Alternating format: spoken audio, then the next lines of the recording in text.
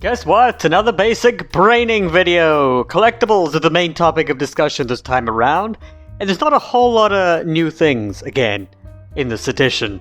It seems like with this promotional video series, Double Fine started out with the videos that had the most new shit to show us, then slowly started to wind down with each subsequent upload. So let's sit down everyone, crack open your fruit juice of choice, because here come the collectibles. Tim kicks things off by talking about Figments. Good old classic Figments. These are returning collectibles from Psychonauts 1. These are images that are scattered around the mental world, some easier to reach than others. I still have nightmares about that one figment in Oleander's mind from the first game, in that spinning log tunnel. I think you know which one I'm talking about. Figments are there to represent ideas or imagery that reflect the person's mind they appear in. So, for example, let's use a mind from the first game. In the Milkman conspiracy inside Boyd's mind, because the entire landscape is depicted as a chunk of retro suburbia, the figments consist of families, kids, barbecues, furniture, lawn equipment, that kind of thing.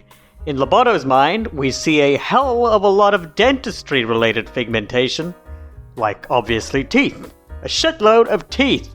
In the first game, collecting enough figments would raise your Psi rank, with each ranking up requiring progressively more and more figments to be obtained. So collecting as many figments is in your best interest. As Coach Oleander once said, you gotta be a figgy piggy. It is still unclear at this point, based solely on the promotional material, whether this ranking up from collecting enough figments feature is returning. It probably will, though. I mean, why else would you collect them?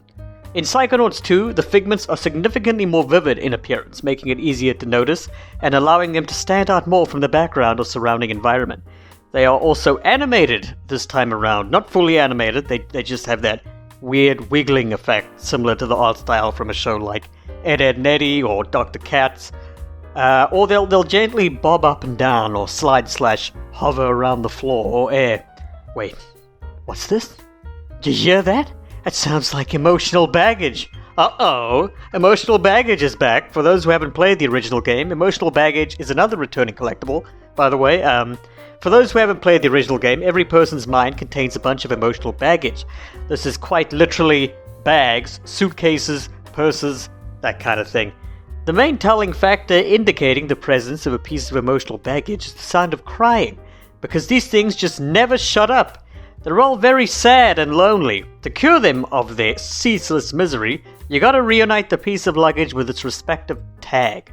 Somewhere in that person's mind, there is a corresponding tag you'll have to hunt down, and once you've got that, all you gotta do is return to the piece of emotional baggage, give them the tag, and then they'll stop crying and prance off happily into the sunset, accompanied by a whimsical piece of music and adorable animation.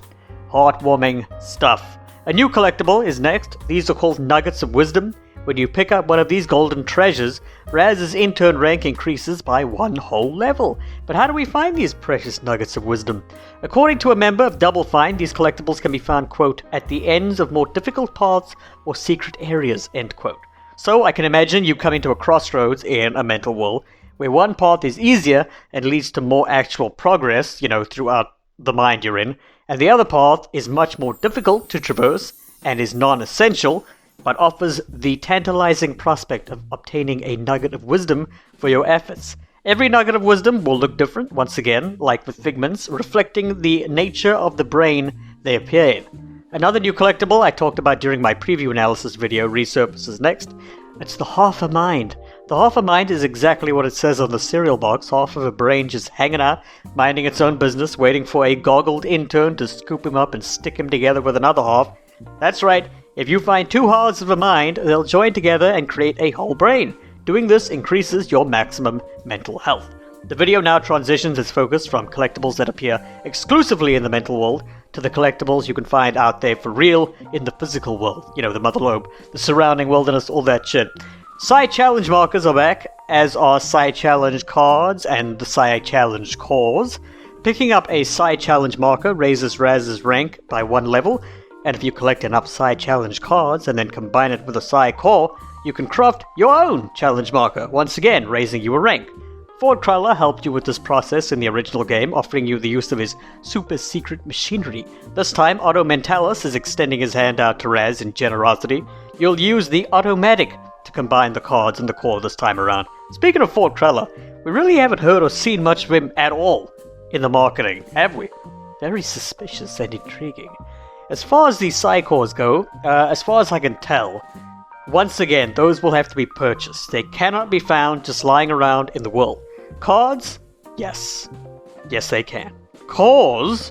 No. And just to talk about ranking up from side challenge markers again, they mention a character rank in this video when talking about the ranking up process due to picking up or assembling a side challenge marker.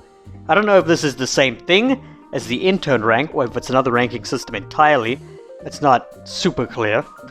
The rank up animation looks the same, at least.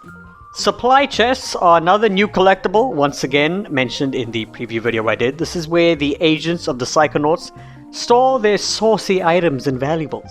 In order to open one, you'll have to track down a supply chest key and bring it back to the chest. These are strewn about the mother lobe and surrounding areas, apparently. The keys, not the chests. I think the chests are primarily in the mother lobe. I don't know. We'll see. They could be out in the wilderness. Back to another returning Mental World exclusive collectible. Mental Vaults return, and good lord, they seem faster than they were in the first game. These vaults house memories of the person whose mind they show up in, and because these are vaults and not public art displays, these memories tend to be of the repressed persuasion, or at least not very pleasant to revisit. These can offer insights or clues into what makes a person tick, or why they behave the way they do. So in order to open one of these mental vaults and view the memory slideshow presentation within, all you gotta do is catch up to one of them and punch it. Simple as that. And that is another basic braining analysis video done and dusted. We are, at the time of recording, 8 days away from the game's release, and all is looking good. One last thing to mention, Double Fine tweeted this interesting bit of info. Time Bubble can actually be used to speed things up instead of just slowing them down.